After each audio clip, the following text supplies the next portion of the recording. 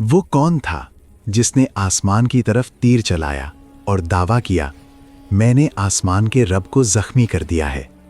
وہ کون سا بادشاہ تھا جو تخت پر بیٹھ کر زندگی اور موت کا دعوے دار بن گیا؟ اور وہ کون سا لمحہ تھا جب ایک تنہا نبی ایک پوری سلطنت کے سامنے کھڑا ہوا اور کہا میرا رب وہ ہے جو زندہ کرتا ہے اور مارتا ہے؟ یہ کہانی ہے غرور کے انجام کی، یہ حقیقت ہے نمرود کی۔ اسلامی تاریخ میں کچھ نام ایسے ہیں جو طاقت، جبر اور تکبر کی علامت بن گئے۔ نمرود انہی میں سے ایک ہے۔ قرآن مجید اس کا نام نہیں لیتا، مگر اس کے انجام کو ہمیشہ کے لیے محفوظ کر دیتا ہے۔ یہ وہ شخص تھا جس نے خدائی کا دعویٰ کیا، جس نے حضرت ابراہیم سے مناظرہ کیا اور جس نے اللہ کی نشانیوں کا انکار کیا۔ آج ہم نمرود کی حقیقت جانیں گے، بغیر افسانے، بغیر مبالغہ، صرف مستند تاریخ کے ساتھ۔ ہزاروں سال پہلے دجلہ و فرات کے درمیان ایک عظیم سلطنت آباد تھی، بابل۔ یہاں علم بھی تھا، ستارہ پرستی بھی اور طاقت کا نشہ بھی۔ اسی سلطنت کا بادشاہ تھا نمرود بن کنعان۔ تاریخ بتاتی ہے کہ اس کے پاس فوج تھی، وسائل تھے اور بے مثال اقتدار تھا، لیکن اقتدار کے ساتھ اس کے دل میں ایک بیماری بھی پل رہی تھی، غرور۔ تخت شاہی خاموش دربار۔ نمرود صرف بادشاہ نہیں رہنا چاہتا تھا، وہ چاہتا تھا کہ لوگ اسے رب مانیں۔ قرآن کہتا ہے، کیا تم نے اس شخص کو نہیں دیکھا جس نے ابراہیم سے اس کے رب کے بارے میں جھگڑا کیا کیونکہ اللہ نے اسے بادشاہی دی تھی؟ سورۃ البقرہ 258۔ طاقت جب شکر میں نہ بدلے تو خدائی کا دعویٰ بن جاتی ہے۔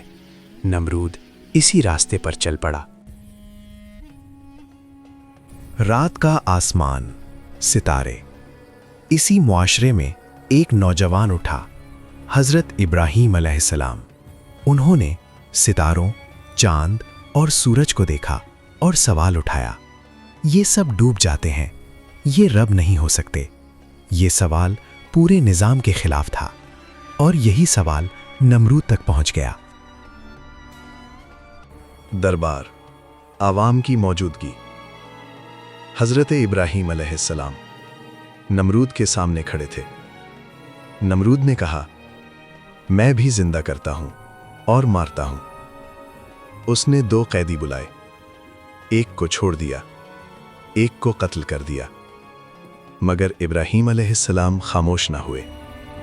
انہوں نے کہا، میرا رب سورج کو مشرق سے نکالتا ہے، تم اسے مغرب سے نکال کر دکھاؤ۔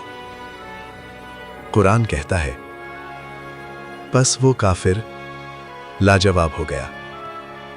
البقرہ 258۔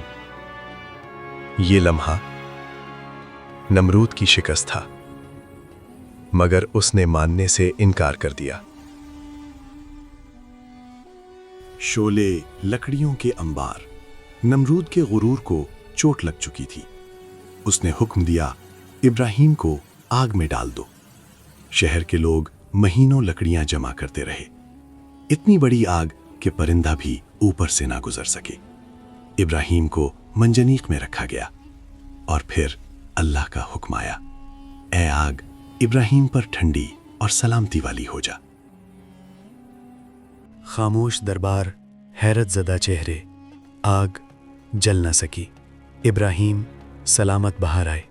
یہ معجزہ نمرود کے سامنے تھا، مگر غرور آنکھوں پر پردہ بن چکا تھا۔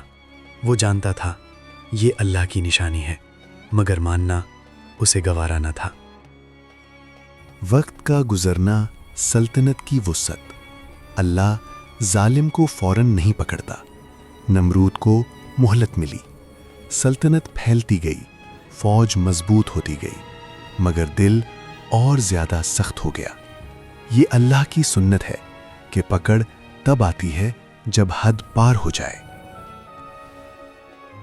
فضا میں سناٹا۔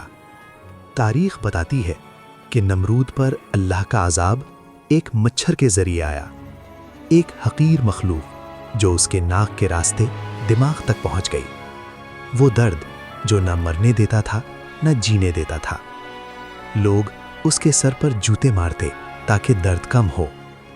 یہی تھا خدائی کے دعوے کا انجام۔ اندھیرا، خاموشی، نہ فوج کام آئی، نہ محل، نہ طاقت، ایک مچھر کافی تھا۔ نمرود مر گیا، بے نام، بے عزت، بے نشان، اور ابراہیم علیہ السلام توحید کے امام بن گئے۔ نمرود کی کہانی صرف تاریخ نہیں، یہ ایک آئینہ ہے۔ طاقت اگر شکر میں نہ بدلے تو ہلاکت بن جاتی ہے۔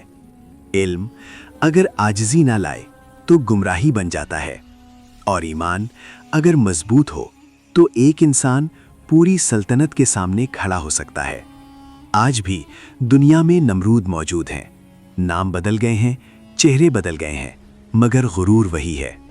سبق یہی ہے، رب ایک ہے اور بندہ ہمیشہ بندہ ہی رہے۔